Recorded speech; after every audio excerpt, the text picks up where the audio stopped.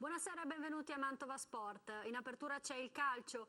Bella prova ieri sera del Mantova, capace di sconfiggere al Martelli la Reggiana. La vittoria è arrivata su un'autorete dopo pochi minuti di gara. Ma comunque i biancorossi di mister Graziani hanno mostrato di essere una macchina già ben rodata. Enrico Corniani. Bel Mantova ieri sera al Martelli. Nel secondo test di lusso i biancorossi convincono di nuovo battendo la Reggiana per 1-0 con un autogol di Sperotto all'ottavo. Certo si trattava di una Reggiana molto giovane, quella messa in campo da mister Mangone, ma di cose belle i biancorossi ne hanno fatto vedere parecchie ai pochi accorsi allo stadio. I Granata, eliminati al primo turno dalla Coppa Italia per mano del Carpi, vanno sotto già all'ottavo. Il vantaggio del Mantova arriva da un cross, Franchi mette dentro e Sperotto, per anticipare Colonetti, segna nella sua stessa porta. Del Sante all'esordio al Martelli si fa vedere al 21esimo, ma il tiro al limite centrale. La seconda occasione gli capita al 24esimo, quando Franchi rimette al centro da sinistra dopo un bel dribbling. L'impatto col pallone di testa però riesce soltanto a metà. Sul terreno di gioco comanda il Mantova, imbeccato da un assist al bacio dell'ex maschio. Franchi a tu per tu con Bellucci sfodera un gran bel cucchiaio che si appoggia sulla traversa ed esce. La prima frazione parla dunque solo mantovano, mentre la ripresa ha altri ritmi più lenti. La Reggiana prova a reagire, ma un'ottima parata di Portesi sul colpo di testa di Rezic al quinto frena le illusioni di rimonta.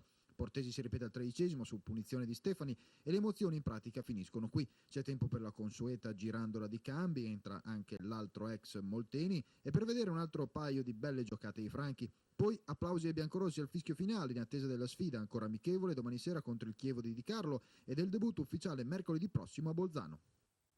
Adesso sentiamo i commenti del dopogara con le interviste realizzate da Nicola Antonietti. Sì, abbiamo fatto delle cose abbastanza positive, anche facendolo a tratti, però stiamo riuscendo a giocare abbastanza bene. Soprattutto anche nei primi minuti siamo mossi molto bene, poi di fronte avevamo sempre una squadra di categoria superiore, anche loro, conoscevo bene l'allenatore, quindi anche loro giocano bene la palla, però siamo molto soddisfatti perché queste partite qua servono proprio per cercare di trovare un assetto abbastanza equilibrato e penso che ci stiamo riuscendo pian piano.